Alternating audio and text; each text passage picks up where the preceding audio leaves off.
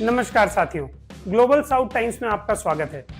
जैसा कि आप सभी जानते हैं, नरेंद्र मोदी जी के 75वें जन्मदिन पर डोनाल्ड ट्रंप ने उन्हें फ़ोन करा और उनको बोला कि आप बहुत महान नेता हैं, आप यूक्रेन युद्ध रुकवाने में अपना योगदान दे रहे हैं और भी उनकी तारीफों में बातें कही। इसी प्रकार दुनिया के कई बड़े नेताओं ने इस प्रकार की बातें कही कि नरेंद्र मोदी जी बहुत महान नेता हैं, बहुत बड़े नेता हैं और वो बहुत कुछ अच्छा कर रहे हैं।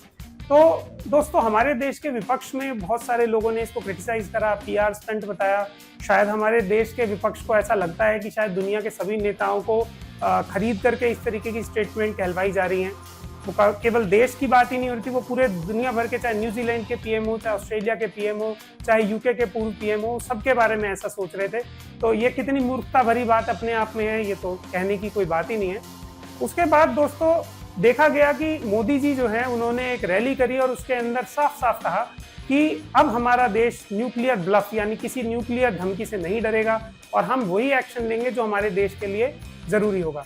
अब से थोड़े दिन पहले जब एससीओ की मीटिंग में मोदी जी जा करके शी जिनपिंग से हाथ मिला रहे थे और पुतिन के साथ थे, तो बहुत सारे लोगों को लगा कि इंडिया चाइना के बीच में सब नॉर्मल हो गया है, तो अब इंडिया चाइना के खेमे में है। लेकिन शायद वो भूल गए कि जयशंकर जी और डोवाल जी कई बार कह चुके हैं कि भारत केवल भारत की तरफ है, हम केवल भारत के खेमे में हैं, हम किसी और की तरफ नहीं रहते और हम केवल अपने इंटरेस्ट को ध्यान में रख के काम करते हैं। भारत ने वियतनाम के अंदर अभी सी पोर्ट एक्वायर करा है और पैसिफिक ओशन में अपनी प्रेजेंस बढ़ाई है।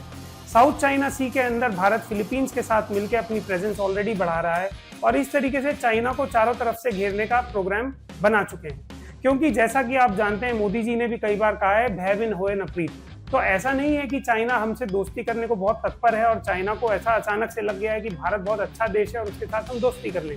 जी नहीं, भारत ने जब अपना स्टैंड क्लियर कर दिया और जब ये दिखा दिया कि हम आंखों में आंखें डाल के बात करेंगे, तो चाइना को लगा कि नहीं, इनसे लड़ने में कोई फायदा नहीं है, क्योंकि लड़ने से उसका भी बहुत नुकसान होगा।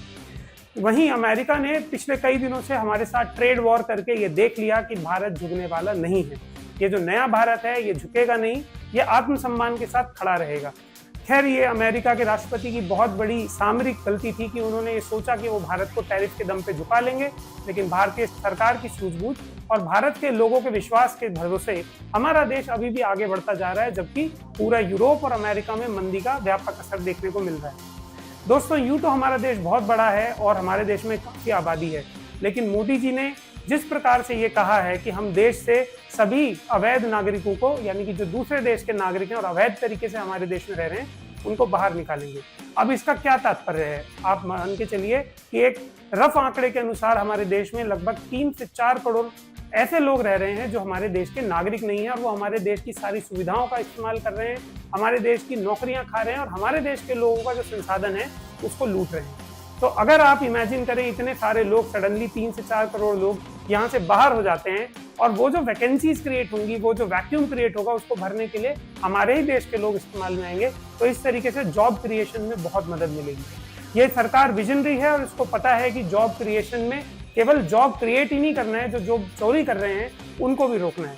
वहीं हमारा विपक्ष दूसरी ओर केवल एक तरीके के नैरेटिव यानी कि वोट चोरी के नाम के गाने गाए जा रहा है, जबकि यहाँ एक्चुअल में हो रही है जॉब चोरी। तो मुझे लगता है कि राहुल गांधी जी को भी सीखने की जरूरत है मोदी जी से, और जो असल मुद्दे हैं उसके ऊपर आइए। अगर उन्होंने ये सीख के कुछ असल मुद्दे उठाए होते तो शायद आज उनकी स्थिति वो होती कि वो नेता विपक्ष नहीं, नेता पक्ष होते। खैर, ये सब बातें चलती रहेंगी। अगर ऐसी ही और जानकारी आप जानना चाहते हैं तो मुझसे जुड़े रहिए। मैं हूं डॉक्टर वरुण त्यागी और आप देख रहे हैं ग्लोबल साउथ टाइम्स। आप लोगों को ग्लोबल साउथ की जितनी भी नई खबरें हैं और जो नई चीजें हैं वो सब एक ही जगह मिलेंगी। इस चैनल को लाइक करें, सब्सक्राइब करें और अगर आपको वीडियो पसंद आ रहा है तो इसको शेयर भी करें। धन्यवाद।